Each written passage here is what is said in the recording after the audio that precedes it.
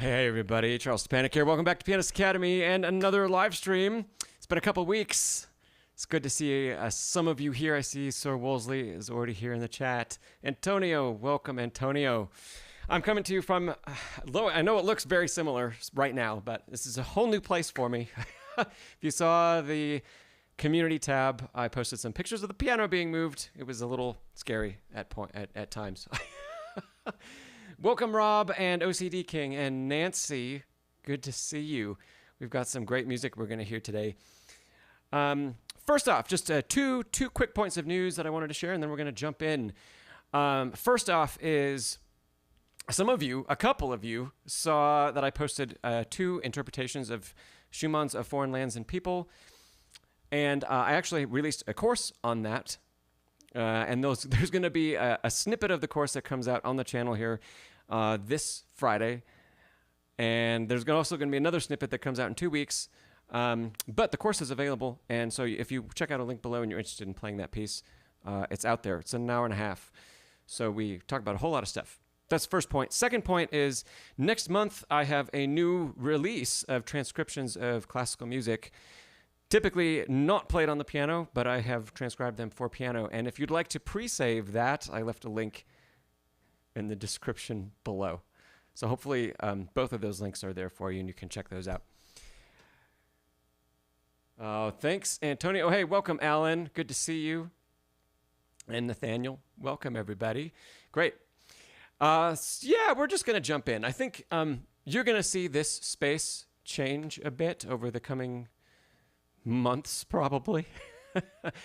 But yeah, for now it's quite similar to what we had before, but it's good and it works. So hello David, welcome.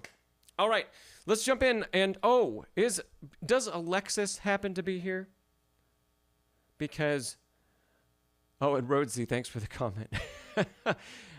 Eleanor and Rigby they're pretty good. They don't like to spend time with me here though. They used to spend time under the piano all the time at the previous place, and they don't like to keep me company here. I'm not sure why. Hopefully Alexis joins, because I know they've been asking about a Mendelssohn piece, and I have stuff ready to share about that later today. So hopefully they're here, and if they're not, I'll keep asking about them as we go through the stream. Rosie, you say you've learned a lot about diminished seventh harmony. That's great. Awesome stuff. All right, Antonio, are you ready? We're going to hear Antonio play a little jazz for us to get things started in an easy, smooth kind of way. Hello, Bedlington Groomer. Welcome. All right, let's jump in and hear Antonio play. Antonio, can you drop in the chat the name of the piece you're playing? I can't think of it off the top of my head. I could probably pull up the music, but that is not handy either. And I'm going to get it handy while we listen to you play. All right, Antonio, yeah. Ready for the crash. Here we go. It's not going to be a crash. It's going to be awesome. Let's listen to Antonio.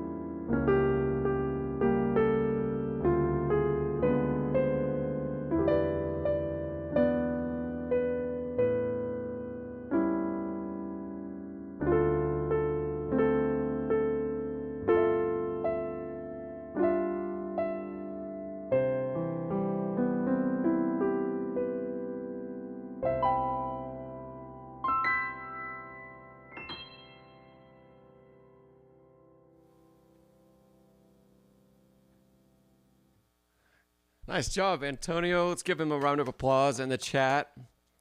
Nice work. All right. So yes, Antonio dropped the name of that, and it is Everything Happens to Me. That's the name of the piece. Yes. Nicely done, Antonio. We haven't heard from you in maybe a couple months. Nice work. I know that we've talked before, Antonio, about rolled chords. Those are looking good. You had a variety of things that you added in, which I like. This isn't classical music, so we don't have to stick so strictly to the score. We can change a couple things. So I like that you added a bar of intro, first off. That was nice, instead of jumping right in. And a lot of the left hand, you rolled nice and easily. And then the chords that were rolled, marked as rolled, you did a nice job at those. So I think, would you agree that the feel of how we're rolling those chords is getting better? Sorry, I may have lagged a little bit there. Sorry about that, guys, if that happened. David, that's a great comment, David.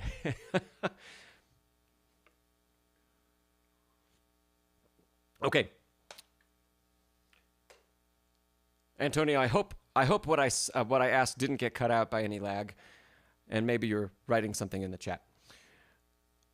But in any case, the rolled chords sounded good. They looked good. They looked more comfortable. So nice work. What we're going to talk about.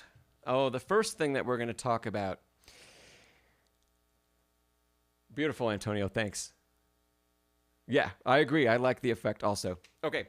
First thing we're going to talk about, Antonio, is your pedaling. Keep an ear out for your pedal. This isn't a complicated thing to pedal, but I got the feeling like the pedal kind of got stuck down the whole time. And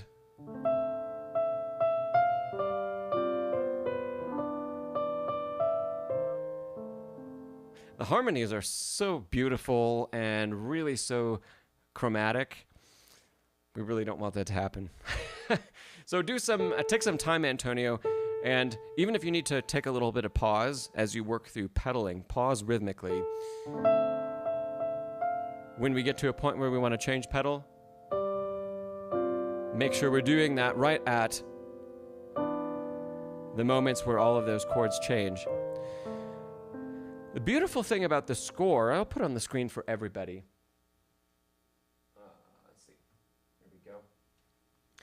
A beautiful thing about this score is that we've got chord changes written right in the middle of the bar. And actually, Antonio, I have a question for you about that. I think I heard you not necessarily playing the rhythm that was written, but let me just ask you, are you understanding the chord changes on their own, just the letters and the symbols? Where if, let's say, the notation was taken away, would you be able to come up with a D minor 7 on your own? So right in that first bar, right?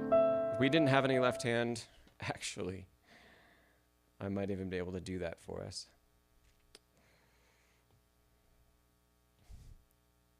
Oh, whoops, not there. Let's say we're going to just block out most of that and most of that. And let's say that all we got were the chord changes, just the letters. Could we still play D minor 7, the voicing that you've practiced, or anything else? G7, E minor 7, D sharp diminished, right? D minor 7, E half diminished 7, let's see. Yeah. Great. Antonio said yes. That's wonderful. I really love hearing that, because we don't want to be locked into, especially you enjoy playing jazz and you enjoy a lot of music like this. We don't want to have to be locked into playing only what's been notated. So I'm really, really happy to hear that, Antonio. Okay. So we talked about pedal. We've talked a little bit about chords. Let's see. Oh, I just erased all of the notes I took on your performance, Antonio. Let me see if I can bring those back. I think I deleted them permanently. So I'm going to have go on memory, see how good it is. Okay. Antonio, I'd love to hear more separation in color from the melody and everything else that's going on. You're already doing a great job of separating dynamically. I can always identify where, no matter what's happening, what the melody is. That's great. Oops. So here is something. I don't know this tune particularly well, but I'm assuming because this is a jazz standard, there are vocals that go with it. Yes? And I see your comment just now, Antonio. You said Chet Baker singing. So there have to be lyrics and vocals. Yeah. Okay, so if we're looking at measure 5, which is this one, are the last two notes, the last two upper notes that I've just circled, are those melody or are they not? Are they something else? Are they just part of the chord change? Like that? Is the melody? Or is it really? Without more notation, I can't tell. But Antonio, you would know. If it's all melody, which maybe you just said that it is, then we can continue to bring those out. My thought when I first heard it was that this is melody and this is not. And we'd really want to change the color of those. But even if they are all melody, let's expand this idea of a separation of color and not just dynamic. And let's go even a little bit further. So let's look down at measure 8. So, okay.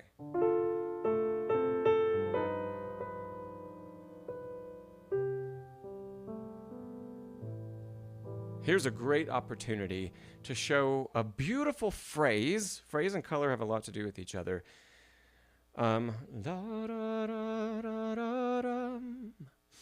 Maybe you put a little breath in. And then also make sure that this stuff in the left hand, we know for sure is really got nothing to do with it. So I'm drawing down arrows to show that this needs to be really separated.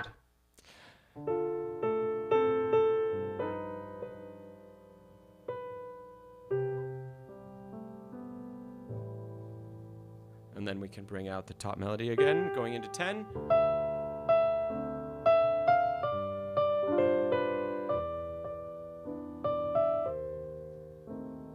Right? Do you hear, Antonio, how all of these phrases, I'm adding a lot of extra inflection to them.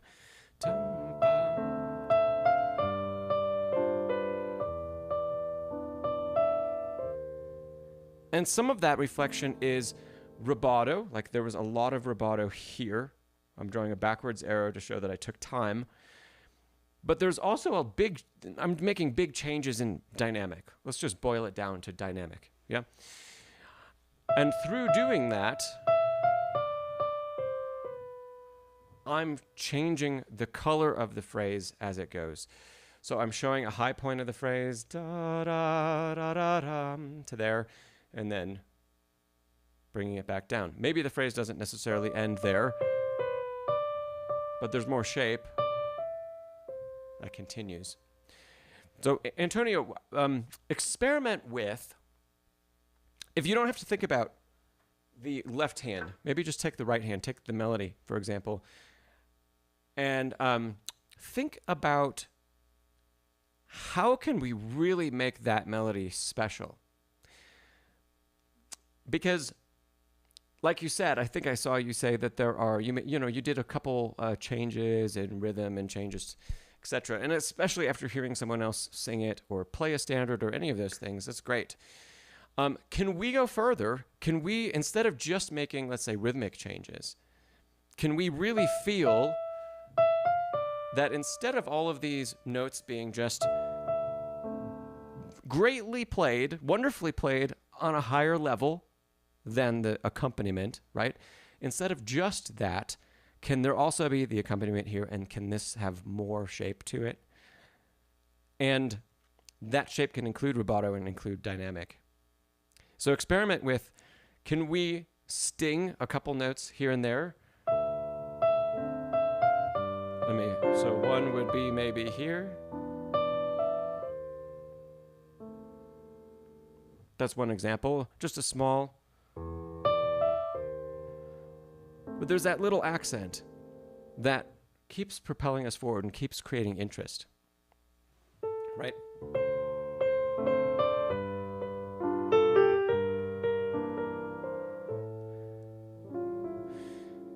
I replayed the next phrase in a similar way there. Yeah. Antonio, all making sense so far?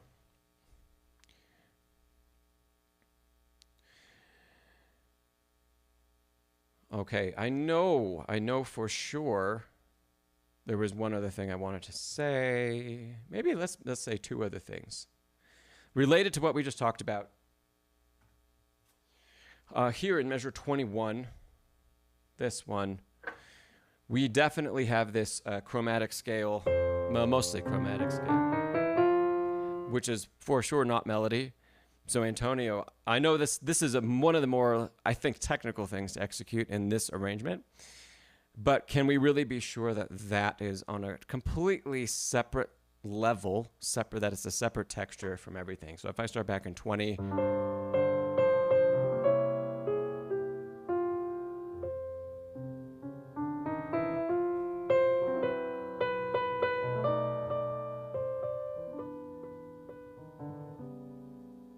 yeah.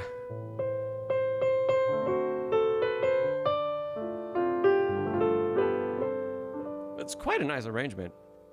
So even though it doesn't have a whole lot going on, it might feel like it does to you, Antonio, but it's not like Oscar Peterson or something like that. But that's a really nice arrangement, really well written. So yeah, let's see if we can keep this little chromatic bit very separate. Okay, the last thing that I think I was going to talk about. Oh, yes. Here we are. On the last page, Antonio, we have a change in how the rhythm is interpreted. We have a couple changes, actually. So if we go back, we have a couple bars of swing, and then we have a couple bars of straight, and then more bars of swing. I would love to hear more swing from you, Antonio. So swing, when we have an eighth note rhythm, right, the graphic is always lovely to take a look at because that is exactly the rhythm that our eighth notes become. Triplets become straight. And the eighth notes become long, short. You might know this already, Antonio, but just for everybody else. And including the very first two, long, short, and then we've got that tie. So if I play measure 26 in swing,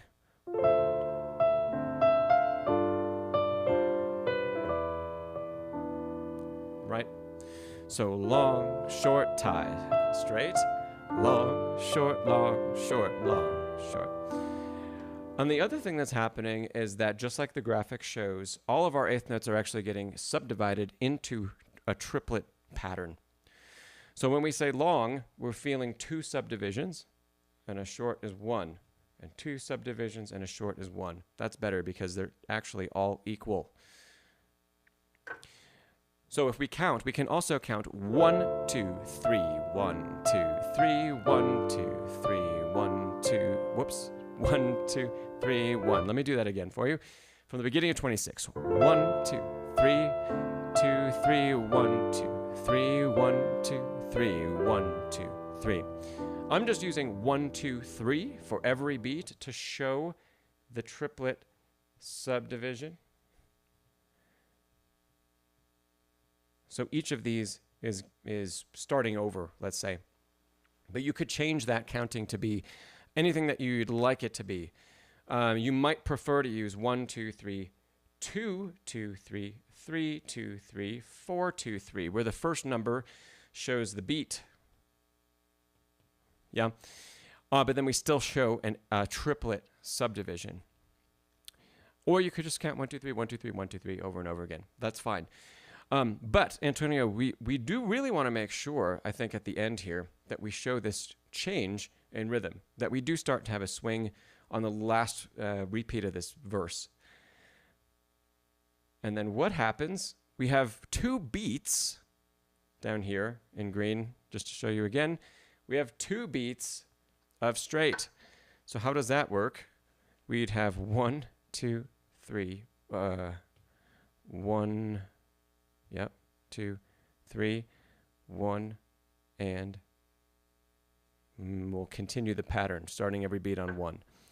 So 1, 2, 3, 1, 2, 3, 1, and 1, and. That's actually quite difficult to get that transition correct, because we have to rely on feeling the quarter note pulse, which is the only thing that stays consistent through there. So 1, 2, 3, 4. That's hard. That's very hard. But if we can start by feeling triplet subdivision here, even if you for now continue that through the end of the bar, great, because it would be wonderful to hear swing. Yeah. Okay, Antonio, is that all? Covered a few more things. Does that make sense too? For anybody else, do we need to go through any more talk about swing and what it is or how to play it? Happy to go into more for anybody or for Antonio.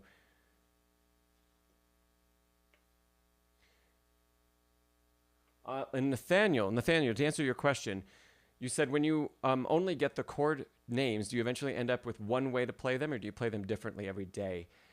That's a great question. And I think that really might depend on, if you're a jazz pianist, you're probably playing some solo, and you might be doing some collaboration with others. And especially the times where if you're playing in a combo group, like a trio or a quartet, what you're playing will very likely change by quite a lot, even though you might read the same sheet. You will probably almost no longer play any of the melody in a group like that. You'll be comping chords for a good deal of the tune. You might get a verse, right? Everybody shares, so everybody might get a verse. Or the saxophone player's going to get all the verses and you're going to get a solo. One of those things is going to happen. But I think that once you come up with a way that you really like to play a standard, if you're only reading a lead sheet, I would find myself sticking with something very, very similar. Maybe not exactly the same, but very similar from time to time as I play it. There might be a few changes thrown in, like one day I'll arpeggiate something that I didn't another day.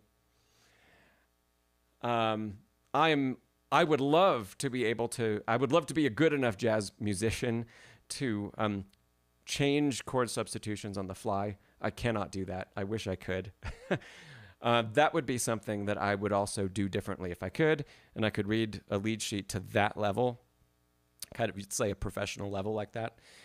I might change substitutions on a more regular basis, because those are usually not going to be written in a lead sheet at all. It's just going to be your standard chords that are the bones of the structure. Rhodesy says, isn't swing a dance style? Swing is a dance style. It has little to do. Swing dance has little to do with swing rhythm. Just thinking through that very quickly. Long time ago, I actually took swing dance lessons. And there's a big difference between East Coast swing and West Coast swing. But that is a talk for another day. Seth, you said please go into a little more detail about swing. Let's think about just feeling swing. So if we just play, I'm just going to play a basic, yeah. You could even do this with one bass note, just alternating between octaves. I'm in C because we don't have to think about the notes. Can we start by playing, we're going to write a one-note swing song. I'm going to play a G in the top, and we're going to swing every note. We're going to play eighth notes. So traditionally, right, in classical work, eighth notes would be even. In swing, they're long, short. So long, short, long, short, long, short, long, short, long.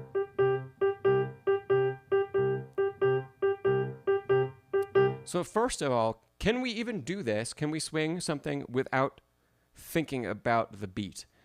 Because the most important part, I think, about playing something in swing is playing it with the right feel. If we approach really any jazz from too classical of a perspective, it's not going to sound like jazz anymore. So can we learn how to play swing just by feel? Can we change the pitches? Now can I go between G and C? I'm just using pitches of the triad to keep it super simple for us. I know it doesn't sound all that exciting, but this is a great way to get a feel for what swing is. Can we alter the rhythm? Can you play two swung eighths on beat 1 and beat 3? So this is 1, 2, 3, 4. 1, 2, 3, 4. Where we're resting on 2 and 4. Can we flip the rhythm and play 1, 2, 3, 4. 1, 2, 3, 4. Notice how naturally, because we're doing this by feel, there is an accent on the long note.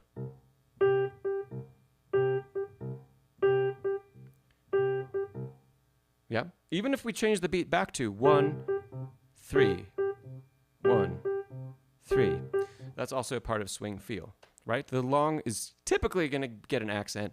It depends a little bit on the context of what we're playing. But in this particular one and doing this kind of exercise, you could practice it the other way around. It has a different impact. Yeah? But we're trying to do all of this by feel. If we do count it out because we're having trouble finding where that all goes, it's 1, 2, 1, 1, 2, 3, 1, 2, 3, 1, 2, 3, 1, 2, 3, 1, 2, 3, 1, 2, 3. We have got to slow the tempo down to feel all of those subdivisions. 1, 2, 3, 1, 2, 3, 1, 2, 1, 2, 3, 1, 2, 3, 1, 2, 3, 1, 2, 3, 1. Or long, short, long, short, long, short, long, short. Yeah? And if you want some great practice, can you add a walking bass line? So this is something fairly simple. We're walking up C major through 6 to the flat 7. Can we put this on repeat? And can we swing beats 1 and beats 3?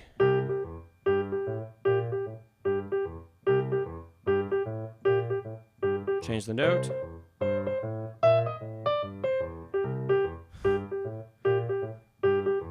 Okay, this is it's nowhere near as good as the one-note samba, for those of you that know that reference, but can we change the chord from C? Can we go to F? Keep the same pattern. It's through the triad, and then 6, flat 7.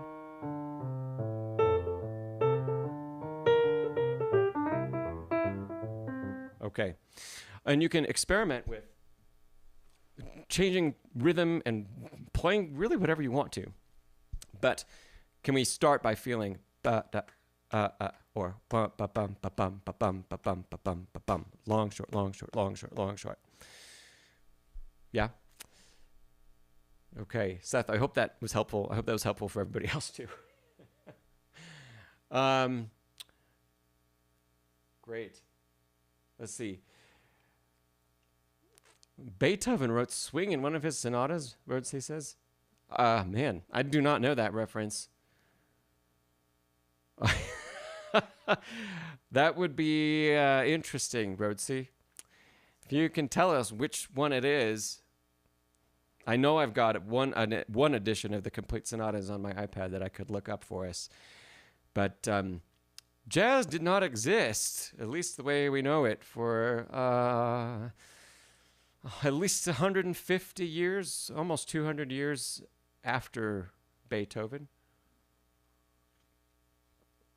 And to follow up about that, French Baroque style, Nathaniel, no, I don't, no. From what I know, French Baroque and any sorts of dances that happen in the Baroque era, there might be accents, there might be a feel of 3 in Baroque dancing, sure. And there might be accents that shift and aren't always on beat 1 like we'd normally feel in a waltz. But there's nothing that's like swing, as far as I know, in any sort of Baroque composition. Musical Essence, hello. Okay, great. Rosie says number 32. Well, let's take a quick look at that, and then we need to hear Ser Woolsley play.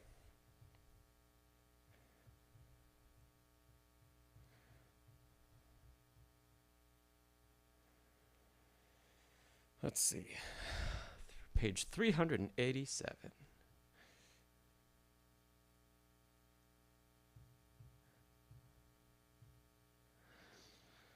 Okay. I'll show the score on the screen so everybody can see what I'm looking at.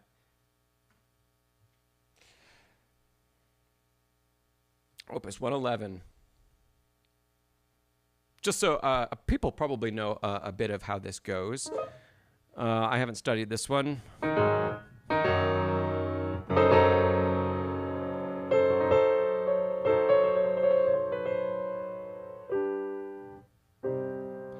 Those first chords should give it away. And it's gotta be there it is. Okay, Rhodesy, I'm looking for swing.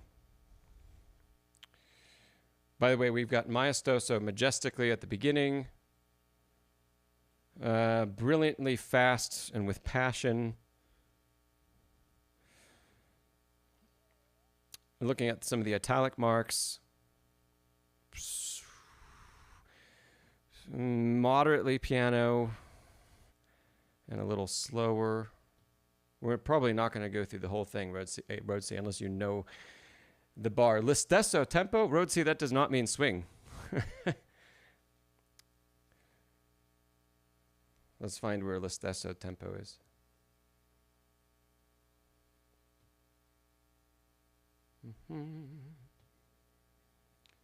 Adagio tempo primo. Is it in the third movement, Rhodesy? Let's change. Oh, there it is. Okay. The listesso tempo actually means the same tempo. Okay, and you just said bar 602, which, as you can see, that does not help me with this particular score because I have no bar numbers. But if we're looking, this is the middle of the second movement. Listesso tempo means take the same tempo. And usually it's written where there's a time signature change, which we also have here. 6/16 looks strange just because we don't see it very often, right? But what does that mean? That just means 6 beats, where 1 beat is a 16th note. And where are we coming from? Just to put that in context, 9/16. Okay, without really going into too much study on this, so take this with a grain of salt because I'd research this usually before I'd tell it to a student. But my assumption would be primarily that we would take the same tempo per bar in 6/16 as we did in 9/16. But I'd have to look that up. It would either be, it's either that or it's just making sure our group of 3, because this is in groups of 3, we have 3 and 6 and 9/16ths, that pulse would stay the same. One of the two. But that's what lo stesso tempo means, Rhodesy. And for everybody else, in case you ever see that comment, it's always a little bit tricky to understand exactly what it means. So usually we do a little bit more research on that. Oh, musical essence. You're polishing Chopin Second Sonata. That's one of my favorites by Chopin. Awesome. We kind of digressed away from Antonio for a bit here because I answered some stuff about swing, and then we got into Beethoven quickly. But let's go back and let's give Antonio another round of applause because really nice job, Antonio. You've come very far from the first time I heard you. So a lot of great stuff. Technique is looking good. It's on the right track. Yeah? So just keep trying to bring out that melodic texture. Add a little bit more color to it as you can. Feel free to experiment with that. I love that you're always playing from memory, and experiment with that away from the score, because then you're not tied to seeing any notes or seeing any notation. Yeah.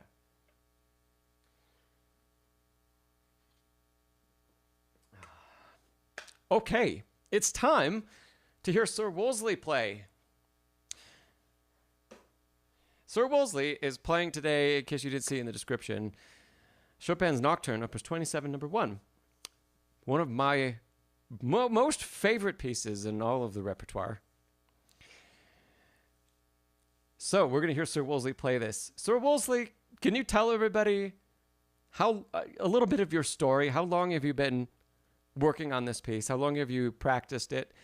You mentioned a couple things in your email to me, and I told you I was going to ask you live. So yeah, please, while we pull this up, while I pull up the piece, drop that in the chat for everybody. And then we're going to take a listen to this Nocturne. All right, we'll just watch for that, Ser Woolsley, and I'm going to pull up your performance.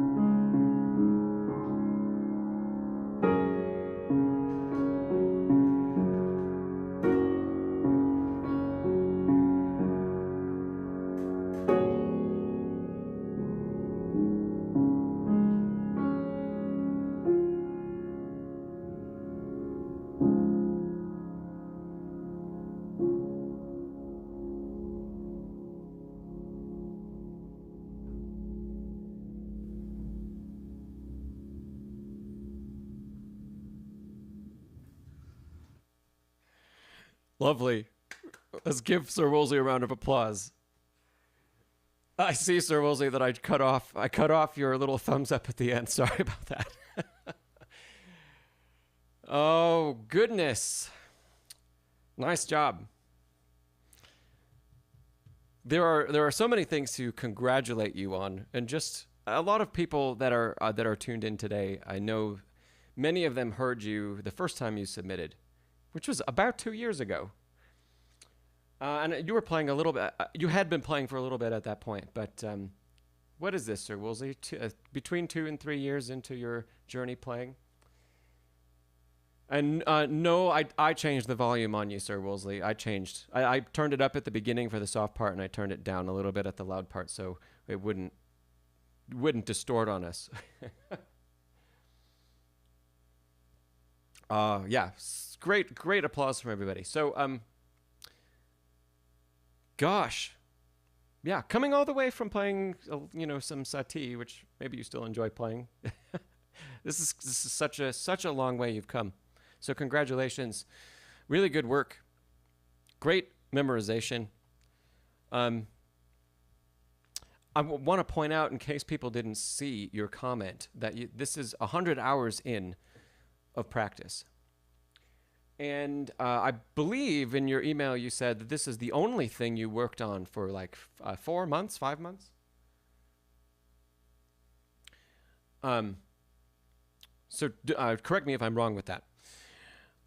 But I think, there's a lot we can all learn from that as well. That tremendous focus and really putting the time in, we can do great stuff. So, great work. Now let's dive in. Ser Woolsley, I know we've talked about this about your teacher before. You said autism-like focus. That's great. You said we talked about finger legato technique, and I know when you were working on Brahms, that was a thing in the past. And I'm wondering if you're doing a lot of finger legato, a lot, and is that something that you have continued encouragement from your in-person teacher to do? Because there are times when I think it's getting in the way of you being able to technically execute some stuff a little bit better. There's nothing wrong with finger legato. Let's say at the beginning,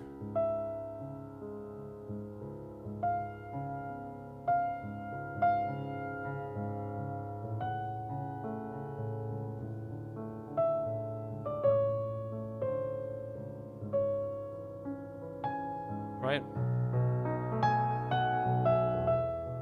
There's nothing wrong with having a lot of connection in the keys. Sometimes even, and we'll come back to this, sometimes I think we could get some changes in a character of articulation if we don't always have finger legato, even in the A section. So you say you do finger legato every time you can. It's about form, and your teacher encourages it. I think that says when possible. Yeah, encourages this when possible. So we're going to actually jump to the B section, Ser Woolsley, the Piumoso, because I don't have a lot of technical stuff to share with you, but this is one of them. And it's also, let's say, the most technically challenging part of the piece, other than keeping it extraordinarily soft, which is its own challenge on the outer sections. We have the most movement of the hands in the B section. So the B section, just to remind everybody, is the Piumoso that begins here.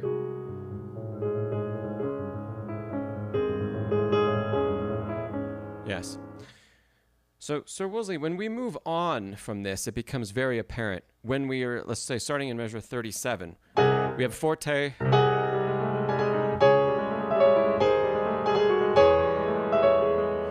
and our 16th notes that release each of these phrases.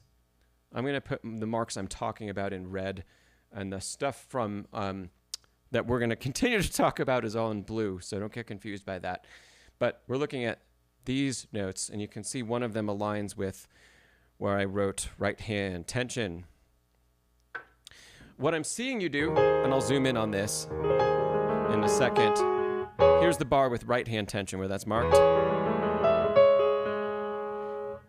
Is this. Sorry, that's more like it. Where the thumb, it seems like you're trying desperately to obey the score, which I appreciate, and continue to have the thumb hold the duration that it's marked. It's marked a dotted half note, which technically means, right, sound for the whole bar. But in the meantime, we also have, in holding that, we have a lot of tension in 3, 4, and 5 and the rest of the hand. Thanks, OCD King. I appreciate that. And welcome. I don't think I saw you earlier. So,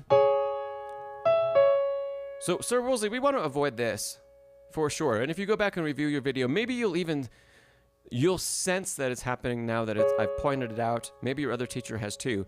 But I think the problem is stemming from needing to be in the key all the time for too long. And if we allow this to just release, even from the thumb, even though I know the thumb is marked, well, it's technically not marked, hold, right? I may have mentioned this in a stream, but it's worth repeating. Notation. Notation is the best representation of the end sound product, not necessarily exactly what the hands do, right? And I'm going to use this as an example of that, and to try to get away from doing this. So we have, this is what I've been talking about. We have this low G that is notated to last the entire bar. Well, so is the high G, right? And we have a middle voice that's that. The good thing, Ser Woolsley, that's happening is you're not trying to hold 5 on the top and hold that to the end. So good. I'm glad we're not doing that. We need to let go of the thumb on the bottom, because holding that down, I think, is part of what's causing so much tension in 3, 4, and 5 because we're just not letting the rest of the hand and the wrist relax upon release. And this is so fast. We really need that in order to articulate the next bar well. Second thing, you're not actually disobeying the score if you let go of those fingers because we're using the pedal. And we're not changing the pedal. The pedal's down for the whole bar. Right? Everything's connected. So why is it notated that way? It's notated that way to show the division of voices. But in this case, it does not necessarily mean we have to hold with the fingers. And I think that is one of the things, Ser Woolsley, that is creating tension that's making this passage more difficult to play for you than it needs to be. So let's go back to the beginning. I'm going to take it more slowly. Don't roll that like I did.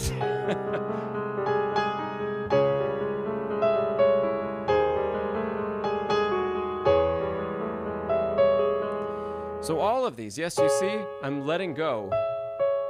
All of them.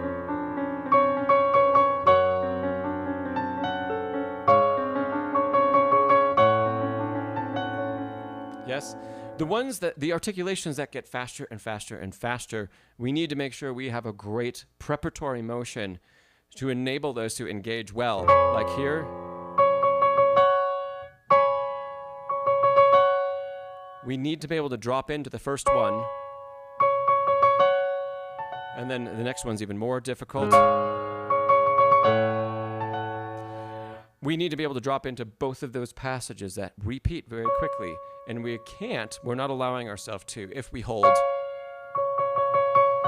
And then we get stuck.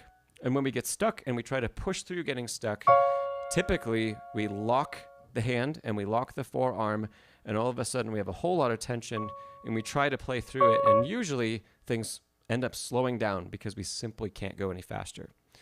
So we want to release, and then it's almost like throwing our hand into the faster articulations.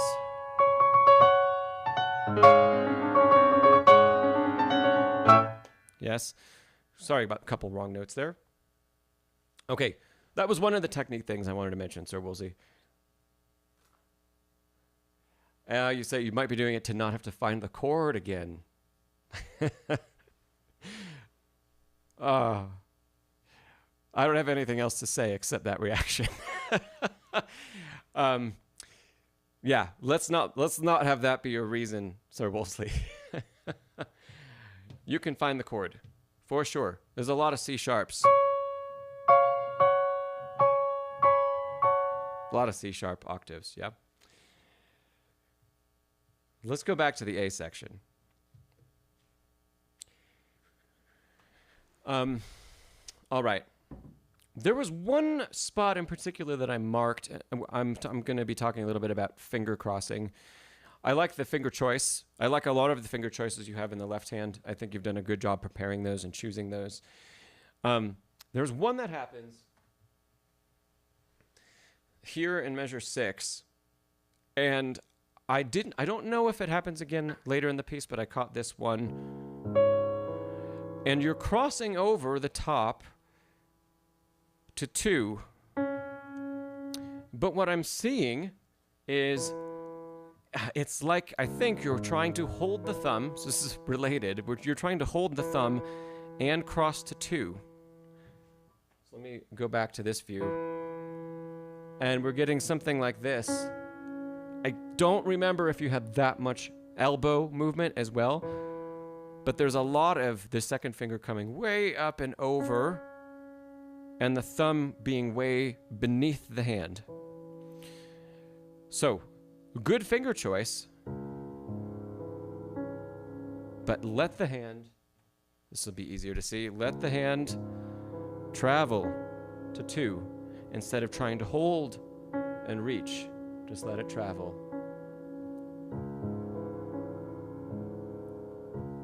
Because when we hold and reach, we put a huge amount of tension all in here under the hand.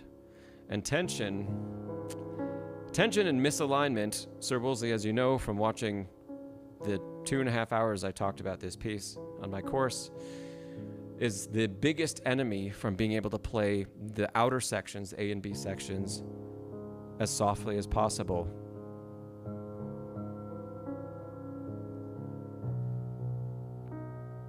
So even when two, I'm not sure you're using two here, but I do. Even when two happens there, look at how the thumb gets released.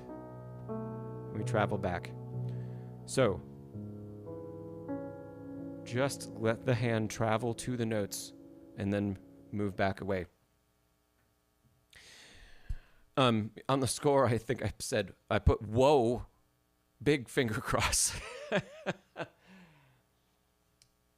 So Ser Woolsley says, oh man, I don't usually say this, but I 100% disagree with what your teacher said based on your last comment. You say he didn't want you to jump because it risks an accent.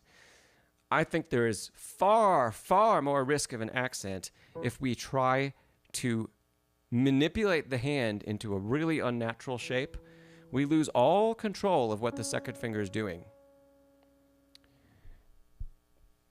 Perhaps, because there's so much tension, there is less of a chance of playing it out too much because our alignment is not good, really. But the flip side of that is that it's almost impossible to play it at an equal dynamic to what your thumb just did. So if you try to do that and reach and stretch, very likely that you're either, because I have to jab at it to get that to happen and keep the thumb mostly in place. And I've got big hands. Or if I jab at it and kind of miss, it almost doesn't sound or it won't sound at all.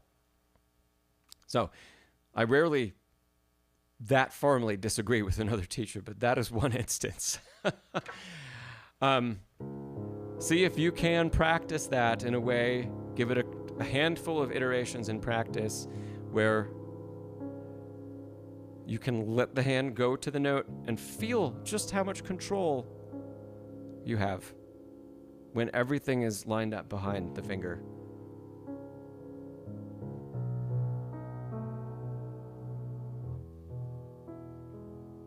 That's how it's possible to play everything so softly. So just a word of caution, if you're doing that also later in the piece, either when this section repeats or in the restatement of this when the second voice enters, if that's also happening, I'd continue to take a look at that. I like the finger choice. I just don't love the place that we're having to play through, the condition that we're having to play through while you do that. Okay. Going to the, let's talk about the melody at the beginning of the piece. The first, simplest thing, your 16th notes, when we have 16th notes, seem out of character for how what the rest of the melody is saying and emoting. So let me give you an example. Yeah, here's a good one.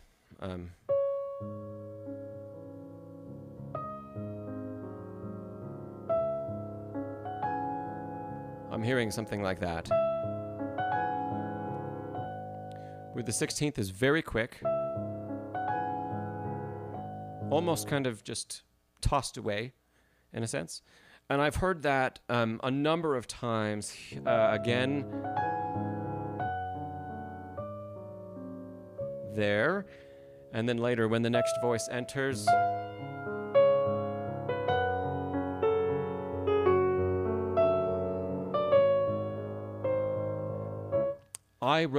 I described this as jumpy 16ths instead of smooth ones. So I think we can be careful about, I can't go back to the previous page now. There we go. We need to be careful about the shape that we allow those faster notes to have, because it still needs to be within the context of this very emotional melody, let's say. Sir Woolsley, do you have a description that you connect with for the outer sections? Is there a scene or a feeling, a particular emotional feeling that you're trying to express there? You said, is it about the jumpiness of the tempo? That is a separate thing that we're going to get to next, which I'm considering like a rubato thing. This particular Sir Woolsley, share your scene, please. This particular thing is just that the 16ths are very quick, almost maybe to the point of being like a double dotted eighth with a 32nd. It seems like they're leaning in that direction, when if they should lean out of rhythm, it should be in the opposite direction, closer to triplet, instead of, right? Sir Woolsley, let's hear your scene. There are times, Sir Woolsley, there are times when the melody shifts. And it's, I mean, the rhythm that I give it shift. And the underpinning, under that, the musical underpinning is centered in a different way than yours is. Which is why when I play this,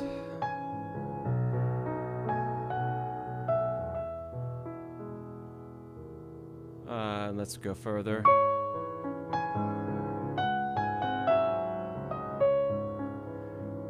Those are faster 16ths, yes.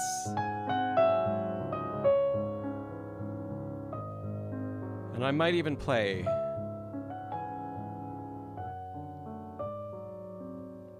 I might do something like that.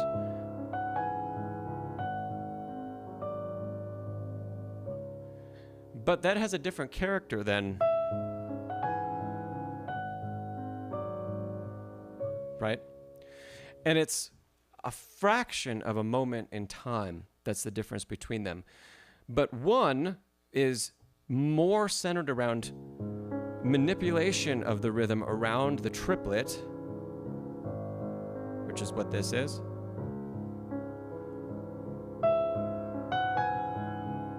That has a little bit more intention, even though it's faster, versus playing a faster 16th note that is passing to the next note quickly. So we hear the difference between those two, yeah? It's a difficult balance to strike. So, love this. You say you're in a wooden house next to the beach and you're writing a letter and a storm is coming, and the B part is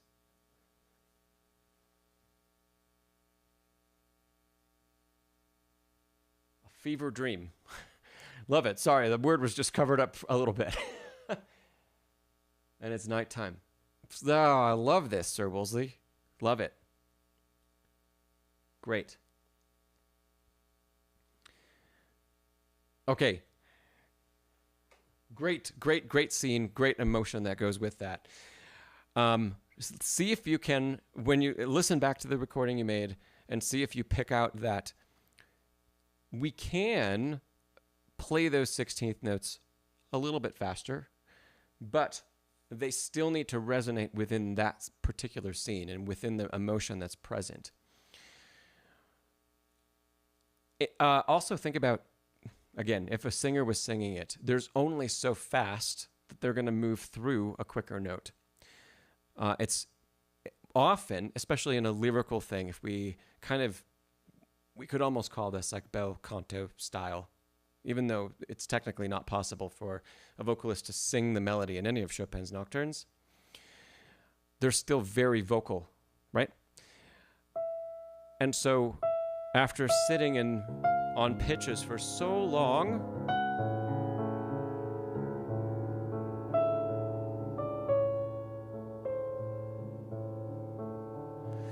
those 16th notes are going to be more, they're not calm, but they have more intention while they might be a little quicker, versus the opposite is being quicker, but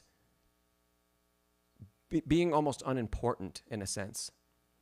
So think about adding importance to the 16ths, less than changing your rhythm. Just make them more important.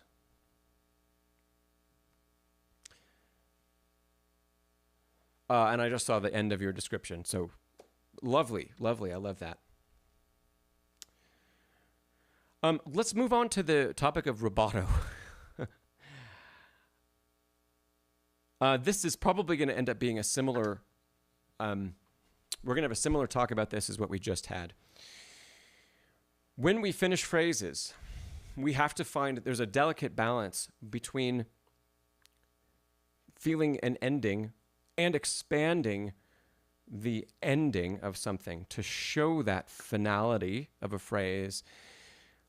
And also, we can only stretch it so far before, think about it like a piece of thin fabric or something that's stretchy, not elastic, because elastic will never break.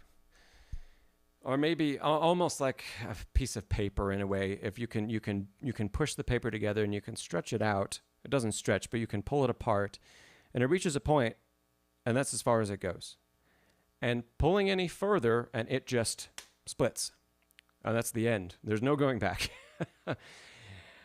And I like the direction you're going with the rubato, and I like the places that you've taken in between.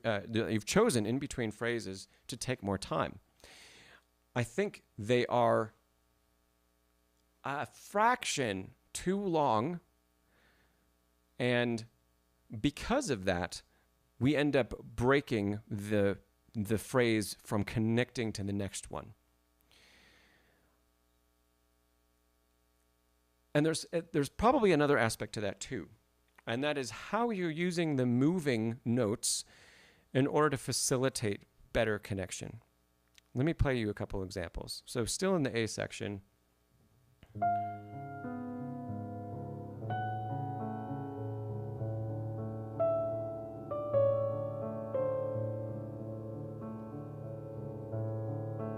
This is a pullback, but connected, right? So what happens, this is measure 10 that we're looking at. We have this left-hand movement, and in the best, I think the best possible interpretation of rubato here, we are going to more evenly slow down toward the end of the phrase. And what I think I caught happening was going most of the way toward the end of the bar, so most of the way to the last note, and then a bigger pause. And so while the same amount of time might be taken between a bigger slowdown and taking all that time,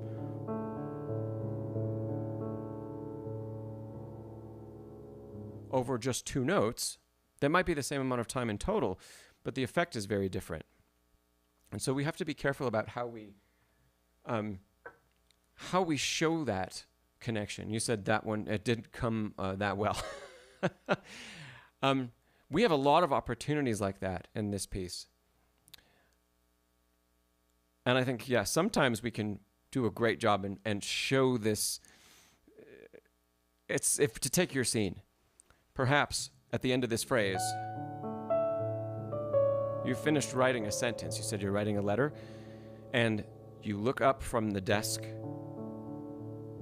and you're lost in a moment of contemplation, or just observing whatever it is outside the window, the beauty of the storm coming, or the worry about is this, if I'm imagining this is a wooden house and there's a big storm, is the storm going to destroy my home?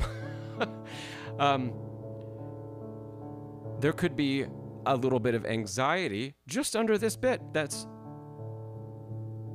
seemingly so simple, but if we add that intention there, emotion, that might also help us to connect it to the next phrase, where then, according to your scene, the next melody notes, we look back down and start writing.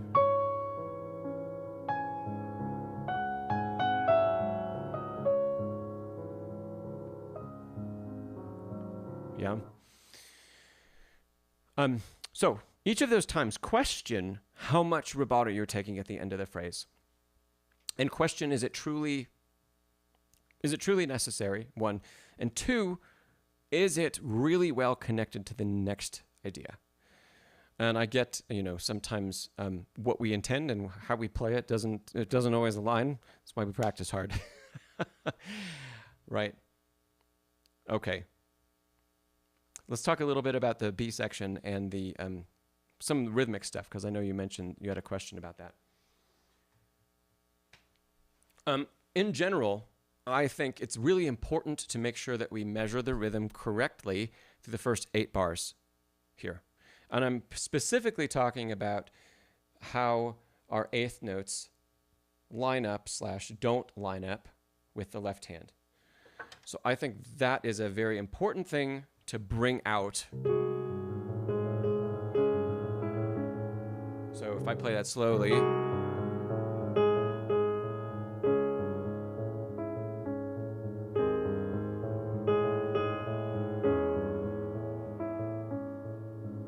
yes.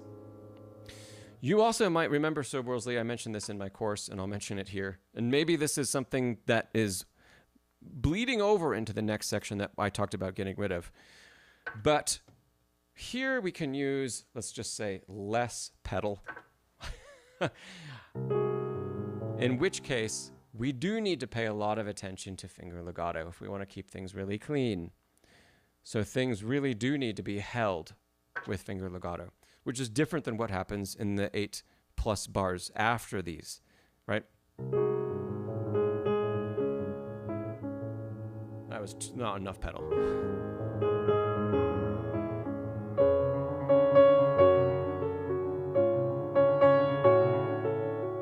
So I'm showing a little bit less pedal than I'd like because the left hand is becoming slightly disconnected, and I don't like that. But that is something to watch out for. Yep. And we started talking about this because of the rhythm. So, yes, I think you're doing a nice job of obeying the rhythm precisely through here. So that's good. When we get to the next section, this becomes so fast, so quick, that I don't think you need to do any sort of separation or precise lining up of where exactly does that 16th note go, and that one, and this one.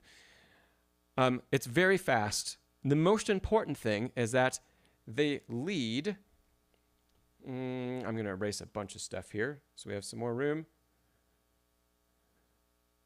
The most important thing is that they help lead us to the downbeat and across the bar.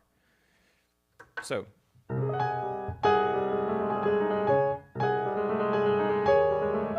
sorry.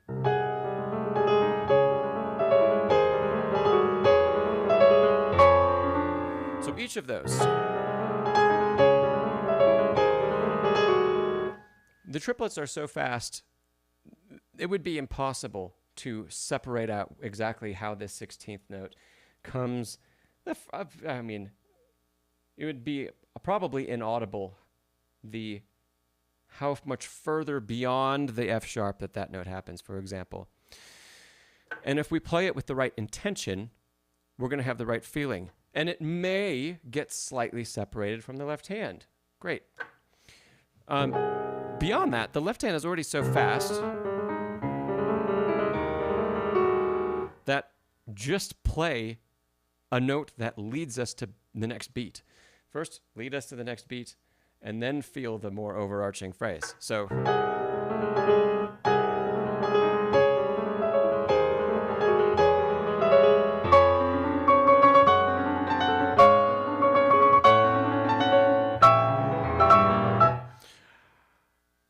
hope that makes sense.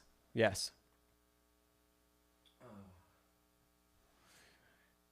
Okay, that's part of the reason why we talked about when we get past those first 8 bars, we feel, do less finger legato, less connection. We have to allow these just to lead us, push us forward into the next bar and into the next beat.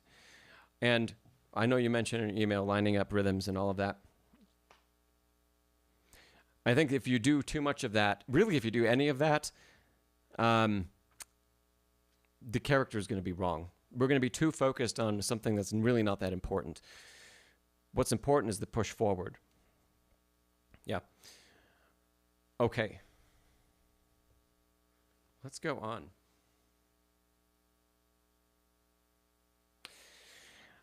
Just one quick note about our broken octaves here.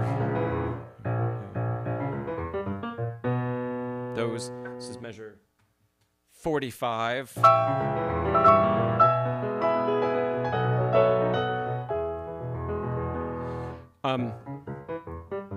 Don't forget, Ser Woolsley, to rotate between those. They got a little locked down and clamped, and I don't think they were separated much, if at all. So feel a nice rotation from the thumb down, I'd say.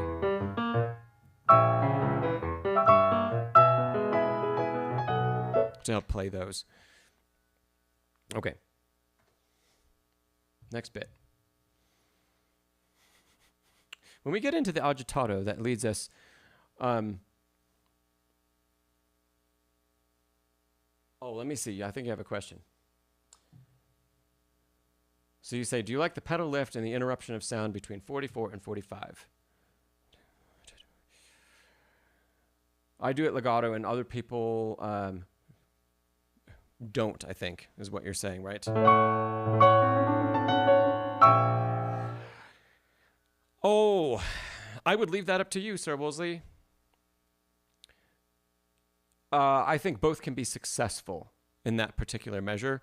And what you're talking about is can we create more intensity? This is where the marking of appassionato ends.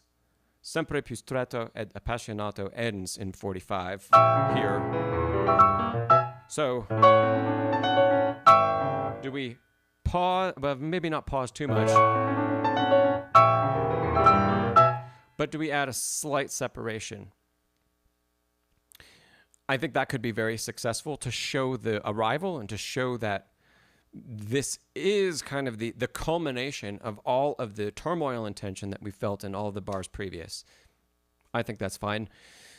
And I could argue for it. And I could also argue that... There's the right note. That by connecting it, it's adds a little bit of a different emotion. It adds a little different a twist to it. Because instead of feeling 45 as the start of something new, I'm shifting the start of something new to 46. So by connecting it, this is part of the same idea. And then the arrival to major is where I shift the focus to. Because I like doing that. But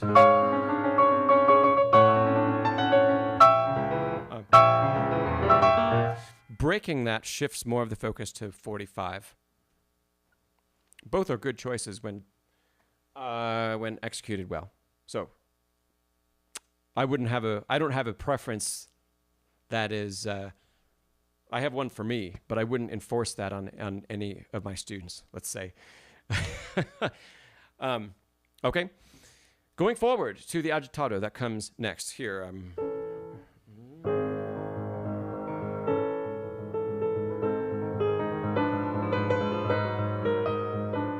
Can we increase that tempo at all, Ser Woolsley? So that we hear more connection to the end of where we just came from, which this is still the più mosso section, but can we hear more connection to this melodic motif?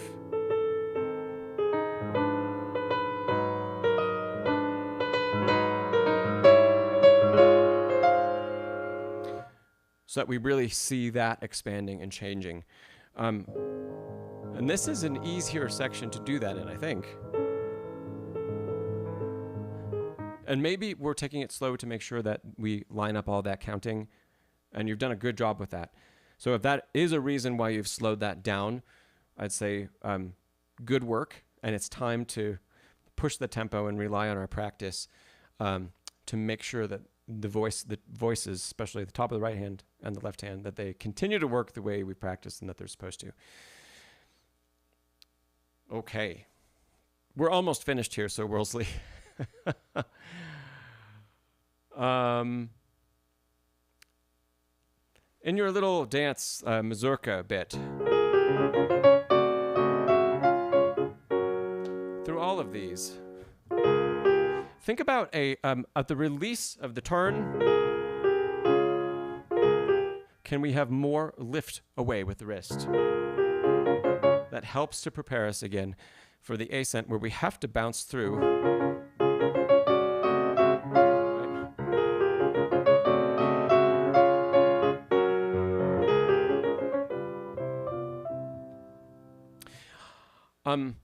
That's one thing. Also, secondly, I appreciate you wanting to take a more dance-like tempo. You said this part is horrible. You think it's the hardest part. It's its own technique that we need to play it for sure. You will have a more successful performance if you allow the character to come through at a slower tempo. Even if it's this tempo, right? Where the rhythms and the relationship of the rhythms stays more consistent within the phrase. So because I think of some of the technical difficulties here, some of this gets very fast and then slowed down. And so it feels like, to use an analogy that one of my own teachers used to tell me, it feels like we're a little seasick because our sense of tempo is just going back and forth, and we're getting pulled in both directions. Yeah. So we can just even that out.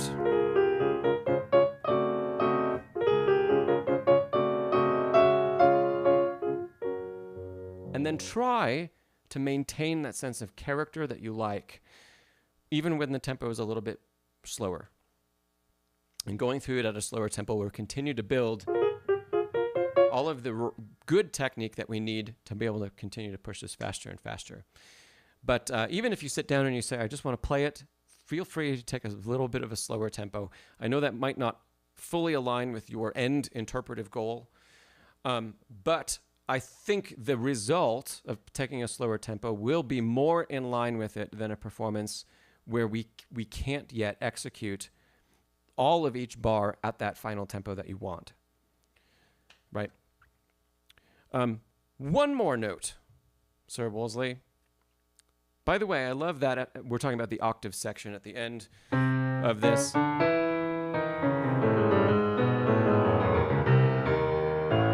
I love that after all this, that you take the low C sharp, which is not written in all scores.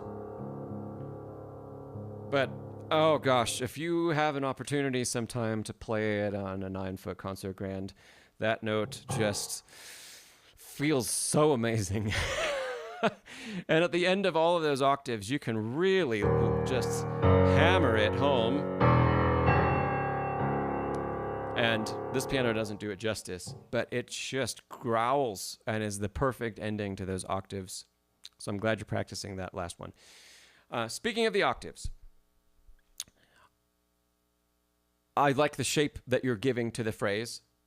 That's great. And I think you're modeling it, at least in part, after what I do, which is part of the reason I like it. I think it can be a little bit more fluid between phrases. So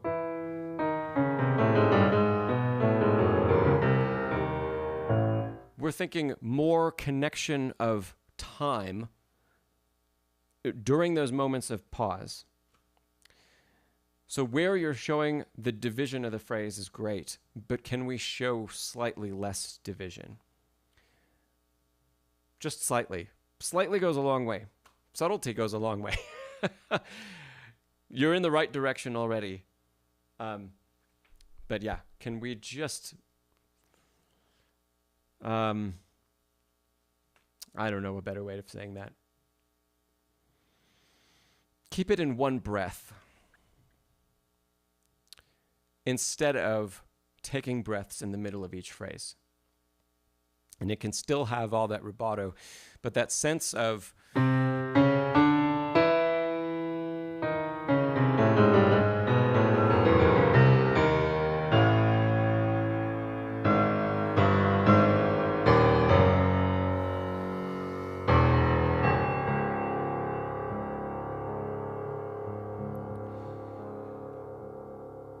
because we're thinking of it tied together, then even where we do pause, there isn't a sense of stop. It's more of a sense of hanging and lingering, rather than if we think about it as a lot of separate phrases that have a breath in the middle, then we start to go da da da da da da da da.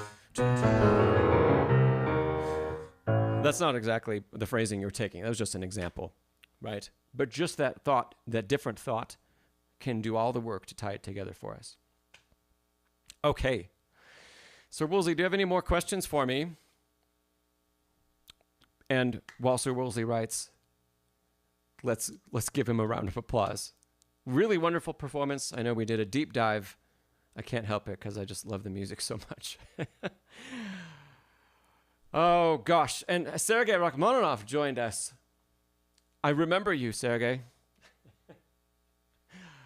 So yeah, let's put some applause in the chat for Sir Woolsley, please. Lovely job, lovely job. I know we didn't go through the very, very end of the piece, but I think you have plenty to take away from here and still to apply to the last page. Yes. Great stuff. Well, thank you, Sir Woolsley. I've been looking forward to hearing you play this for some time, since you mentioned you were learning it months ago. Cataclysmo? Hey, I do. XZY. Oh, XZY, good to see you. I'm going back through. Let's see. Rhodesy, you said, you love fabric and string when it comes to phrasing. I do.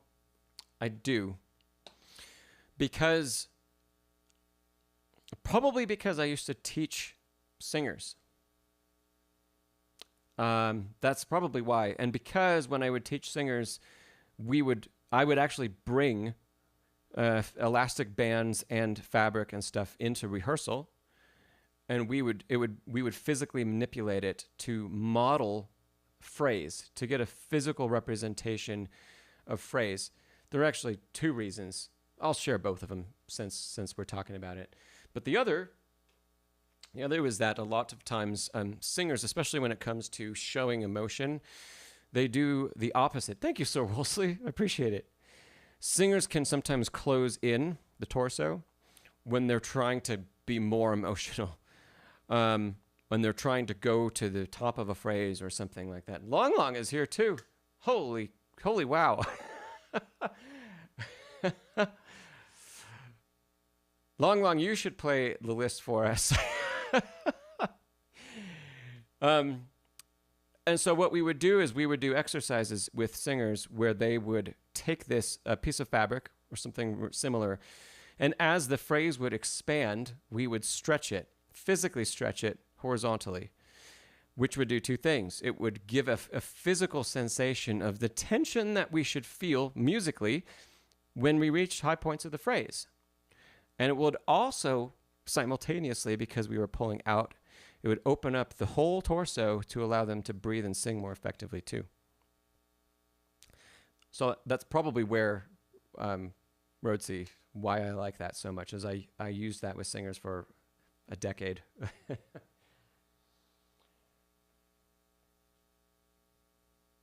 Ser Woolsley, going to see Argerich in a few days. Very nice. I'm jealous. Oh, and Benlington Groomer, thank you. Yes, please hit the like button if you haven't already. Long Long, you've got requests today, Long Long. We've got about 30-ish minutes, but we can open this up to any questions from anybody. If there are any questions that people would like answered about rep, anything else, please. Uh-oh, Long Long has a secret now.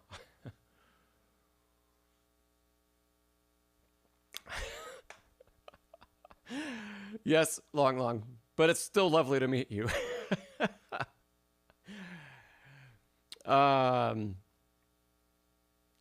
Yeah, any questions from anybody?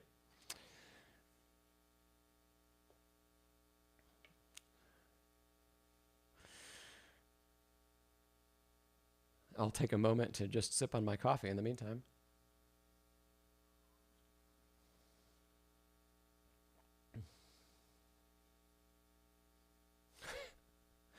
Long Long says he has a question. Oh, Ser Woolsley, yes, you had a question about Mozart. So Ser Woolsley's question that you emailed over was, after playing this Chopin Nocturne, how would it be, or would it be feasible or good to study, let's see, Mozart's K311. So here we are.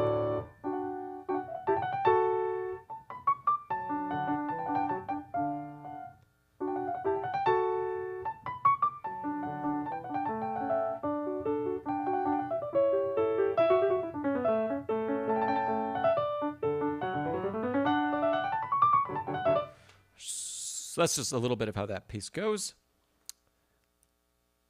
Ser Woolsley,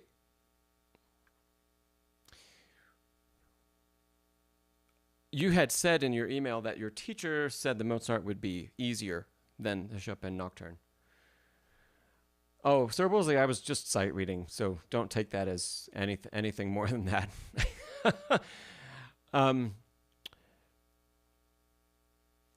Mozart is very different in every regard than Chopin. So is this piece going to be more difficult or less difficult? I'd hesitate to say either. It really depends on... Mozart is going to require a lot of faster technical work, especially in scale-like passages, scalar passages. So how comfortable are you playing that? There was no technique like that in all of the Chopin Nocturne.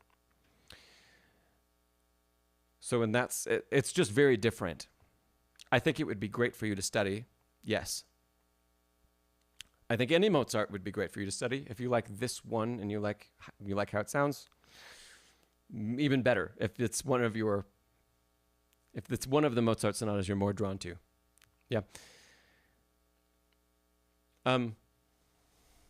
But other than that, I don't have an opinion on the difficulty of it because I don't ever feel like Mozart is easy. It's never easy.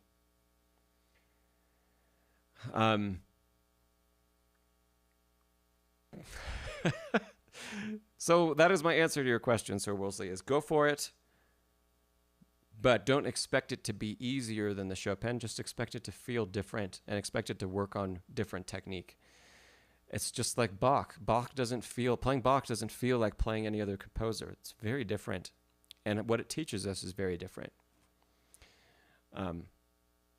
So I'd love to hear you play some Mozart, though. I don't actually remember, Ser Woolsley, having heard you play any classical era repertoire, because I remember Satie and Brahms, Chopin. I think there was something else you sent in, but I can't remember what it was. Oh, well, you sent in the Bach. There was an Allemande, right? Yeah.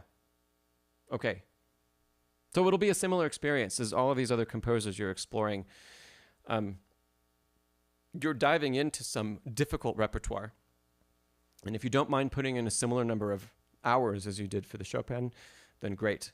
I like to try to split up difficult works with my students amid some other ones that are not so difficult. So we can accomplish a lot of learning over a course of time with a really hard piece, and then we can kind of put that to use in a piece that's a little more currently accessible for us before we just lump another challenge in right away. But if you like that and you like practicing that way and you like the challenge, then go for it.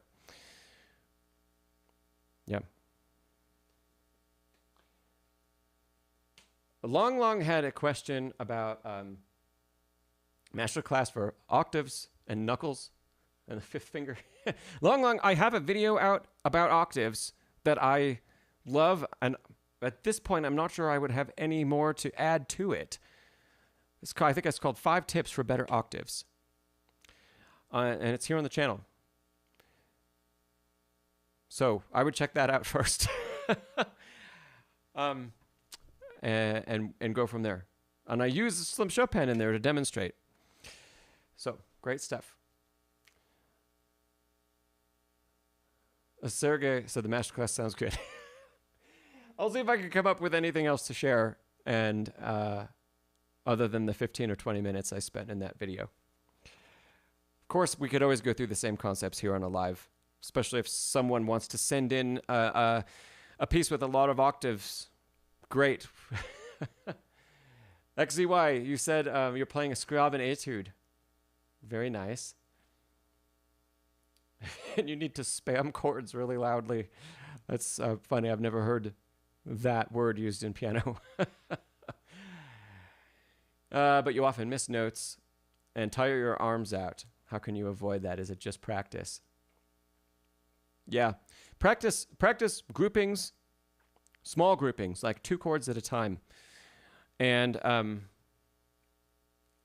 challenging your speed in small increments, meaning, again, 2 notes at a time, 2 chords at a time, 3 chords at a time, not trying to play more than that, at least while you're focused on practice, and trying to develop certain,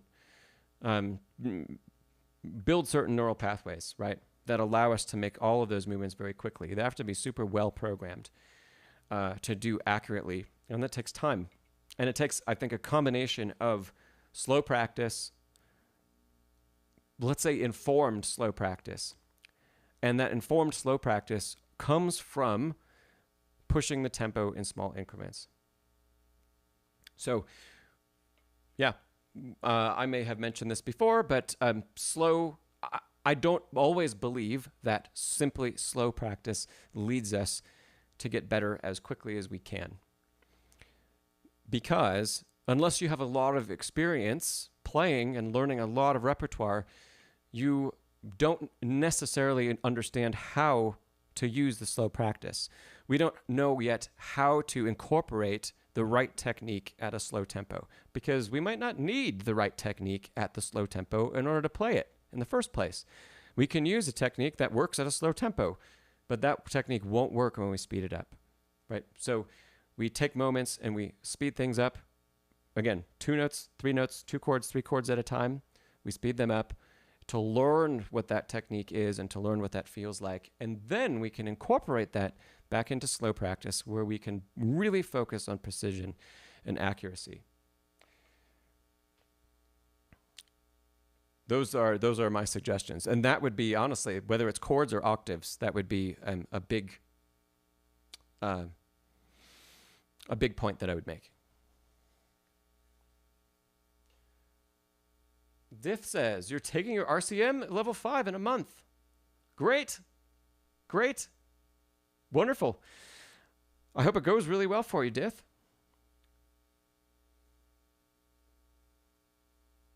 Oh, Marco, here's a video on octaves. I will also, let me just put it in, gosh, I wish I knew the exact title, but I think it's called 5 Tips for Better Octaves. It's on the channel, and I wish I could just drop a link to it in the chat, but I don't think I can. At least not in a timely way. You'd just be sitting, like, watching me type away on my computer, and that's no fun.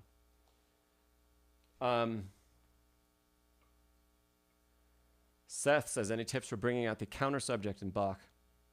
Okay. Yes. So first, Seth, Yeah, first, do you know all of the subjects separately, and can you play them separately? So can you go through and can you play, if we call it something like a fugue, can you play all of the voices separately? And do you know where they all lead? And do you understand the voice leading?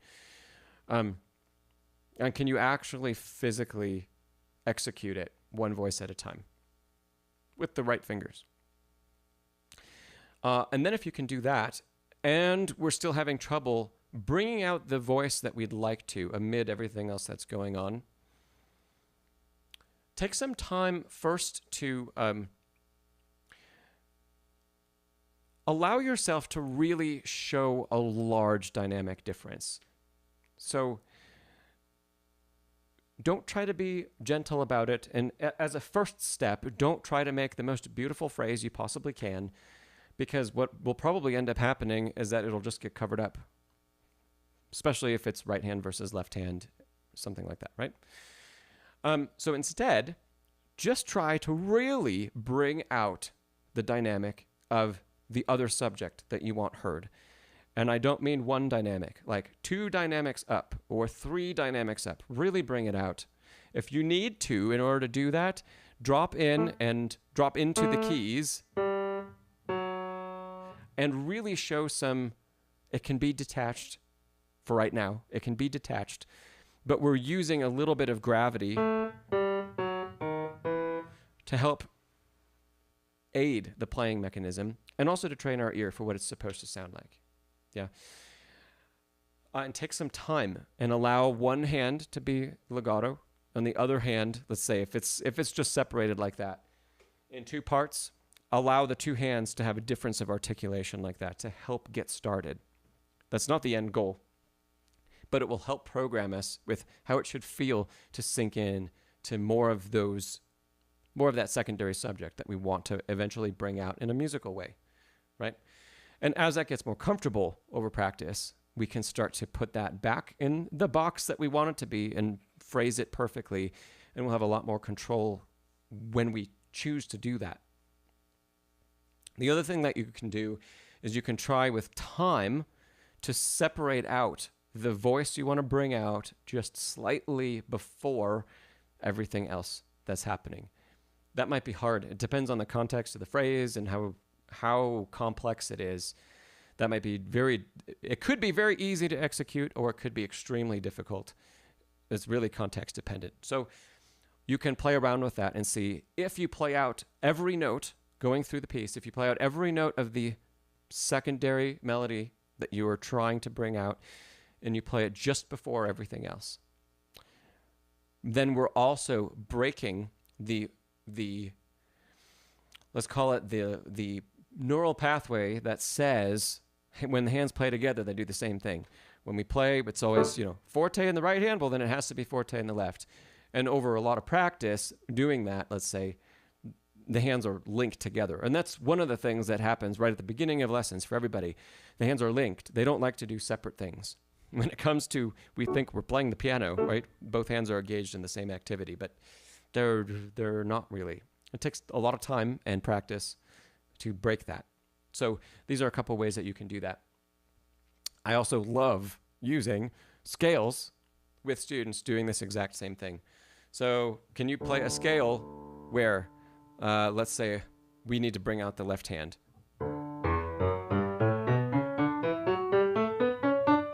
That's showing the left hand detached and forte while the right hand plays piano.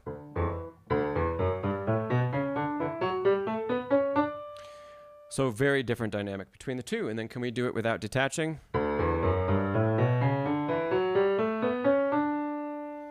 It's very similar to what will happen in the piece of music that you're working on. It gets a little bit more complicated if it's one voice among many, but we can still use similar principles, and that we can use part of the hand to pivot away from, to continue to show detachment and allow us to use weight to help bring out a counter melody. We can continue to do that even if there are 2 other voices. If there's a second one occupying the right hand and there's a second one occupying the left hand. Yeah. Bending to Groomer, you said a quick example, and What part of what I just said were you referring to with that? While you're answering that question, Marco, you asked for a recommendation of Chopin etudes. I would always, for Chopin, recommend any edition edited by Jan Ekier.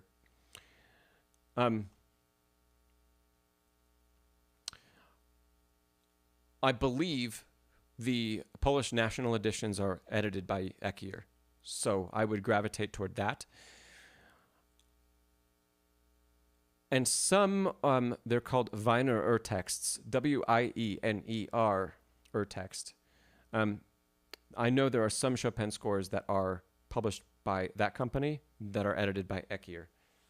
But that's the primary thing I would look for. I very often disagree with Paderewski's fingerings. And so I don't love Paderewski editions for Chopin. Those are typically the two that you're going to hear the most of, Paderewski or Chopin, the Polish National Edition. I would use the Polish National or any other edited by Ekier.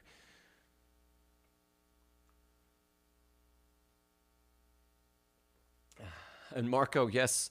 Hey, I appreciate, Marco, I appreciate everybody that is here and that has been here. I've been doing these streams for, I think, almost 2 years to the date of this one. So we could call this stream the 2-year anniversary of streams on this channel. And it's been a lot of fun. They started off being very stressful, but it's been a lot of fun. And I will definitely remember those that are here and that have been here. Absolutely.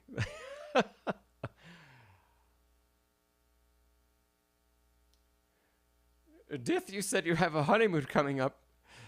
Well, congratulations, Dith.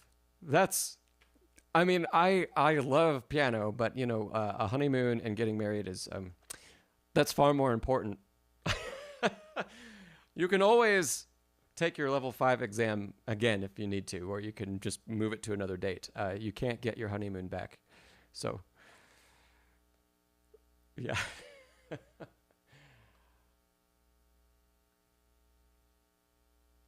Okay, OCD King, you said you've been working on Tchaikovsky's Morning Prayer, and any recommendations for a next piece with a similar vibe?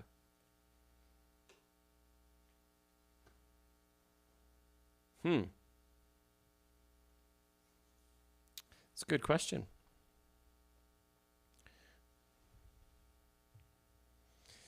So I take it, OCD King, that means you don't really want to work on anything overtly classical from the classical period, right?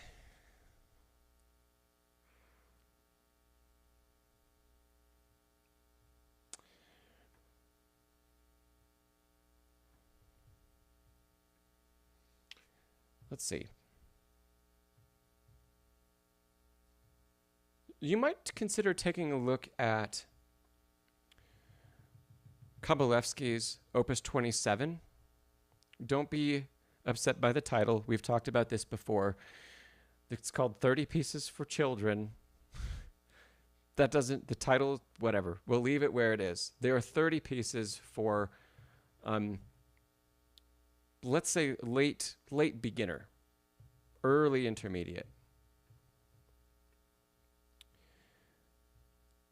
And there are some lovely things in here. So that might be a place that I'd recommend you to take a look at.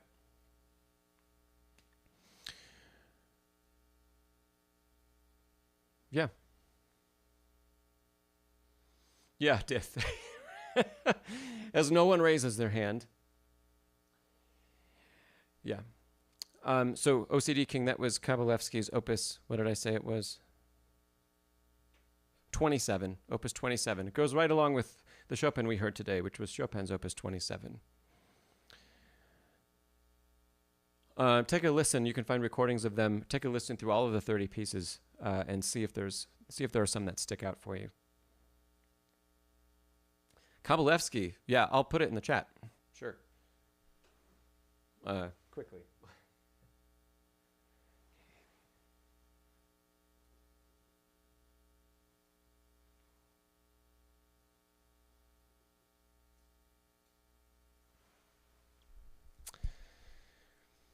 And if you don't like any of the choices, email me and we can talk about some others.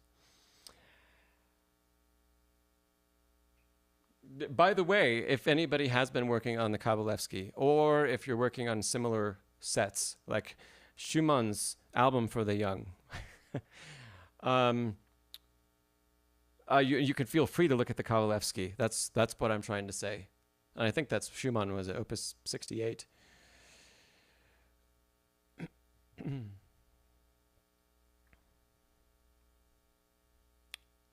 Yeah, it is Opus 68. So I know some of you have played like the Mary Farmer from Schumann's Opus 68, and some others. So if that is also a set that you're familiar with, the Kabalevsky I think is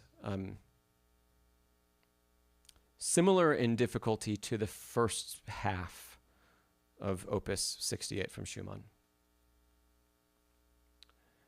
Yeah. Yeah, Death. I thought that was you that played the Mary Farmer. And OCD King, if you're okay with working on something that's a little more sprightly and classical sounding, I would probably recommend one of the Clementi sonatinas. Probably the very first one, Opus 36, number 1. But you have to enjoy it in order to put the time in, right? If we're going to spend hours and hours and hours, like Ser Woolsley talked about doing hours on Chopin, we really have to enjoy the music that we're playing.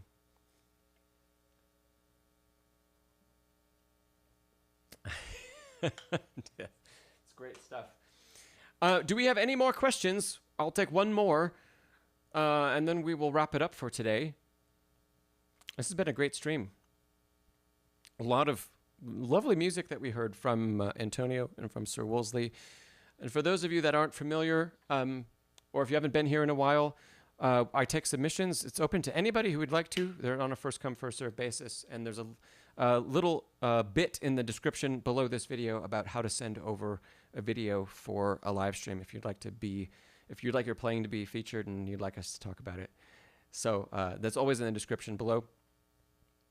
I mentioned at the beginning of the stream, you can, I have a new album of transcriptions coming out, and if you want to pre-save, it's no cost, you're not buying anything. If you want to pre-save it, there's a link below the video to do that, like pre-save on Apple Music or Spotify or whatever your favorite streaming platform is.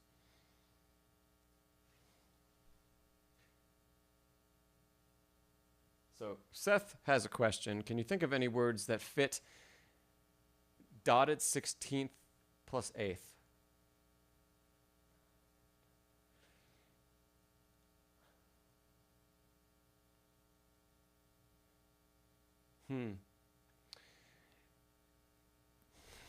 It's kind of it's a rhythm that doesn't exist very much in language because the dotted 8th part. Oh, dotted 16th plus 8th. Dotted 16th plus 8th. That's really just a short, long. So any word that would fit that would be fine. But a dotted 16th and an 8th don't. You meant the, okay, I was just going to say, a dotted 16th and an 8th don't add to a beat. Okay, so a dotted 8th, okay, perfect. A dotted 8th to 16th, yeah, that's what I was thinking of actually first, and then when I reread it, I thought I messed up. That's kind of, it's a long, it would be a very long syllable, so you could extend a word to fit that, and depending on the tempo, it might work. Like, I thought of the word apple, which if we just say it in context of language, it sounds like it's 2/8 apple. But it could be apple, apple, apple, which technically I guess that was a triplet. Da, da, da, da, da, da. Apple, apple, apple, apple. I don't know if there's a word that truly, that we would delay for that long.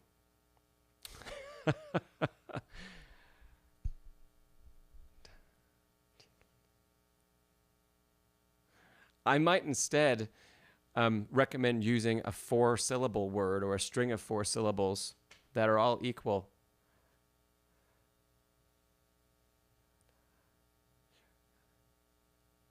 Yada. Well, okay, backwards fellow. That's not a word, backwards fellow. Is it? Yada, yada, yada, yada. Sure. Seth, go ahead and run with that one. I like that. The other thing I was going to say was I would take 4 equal syllables. So again, we're working on subdivision. We hear all of the subdivisions, but we know we play in the first and last.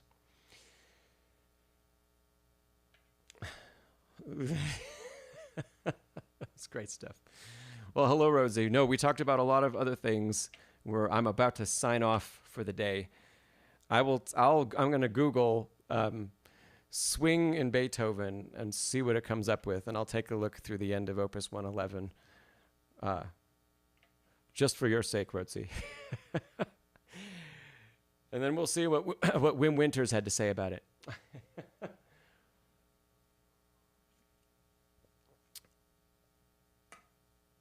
Bar 605, I'll remember. And backwards fellow, Kodai counting. I will look that up. I will. Okay, well, why don't we call it a day? Thanks, everybody, for being here. Thanks so much. If you didn't already click the like button, click that thumbs up button. If you did click it, don't click it again because it takes it away. So don't click it twice. It doesn't give me 2 thumbs up. And in any case, we will have another one of these. We'll kind of back on our regular schedule. There'll be another one in 2 weeks. I will look forward to seeing many of you again in 2 weeks. All right, congratulations again to Antonio and to Ser Woolsley for some lovely work. Keep it up, both of you. And I'll look forward to seeing you in a couple weeks. And don't forget the new videos coming out on the channel this Friday and next Friday. And if you haven't, listen to my 2 interpretations of Schumann that came out last week. It got very few clicks, so I think it didn't get shown to a whole lot of people. So please go check it out. And Rosie, happy birthday. Congratulations. All right. On that note, practice smarter, not harder. I'll see you in 2 weeks. Thanks again to everybody for being here. I'm going to call you all my friends. All my friends. Thank you. And I'll look forward to seeing you in a couple weeks. Take care. Bye-bye.